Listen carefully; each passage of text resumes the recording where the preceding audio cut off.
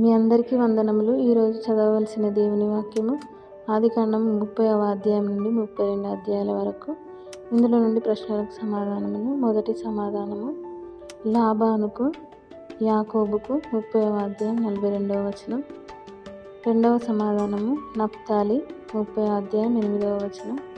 మూడవ సమాధానము మంచి గాని చెడ్డ గాని 31వ అధ్యాయం 24వ వచనం. నాలుగవ సమాధానము గద్దించనని 31వ అధ్యాయం 42వ వచనం. ఐదవ సమాధానము దేవుడు నీతో చెప్పినట్లెల్లా 31వ అధ్యాయం 16వ వచనం. ఆరవ సమాధానము నీ పేరు 32వ అధ్యాయము 29వ వచనము. ఏడవ సమాధానము తొందరపడి 32వ అధ్యాయము 7వ వచనము.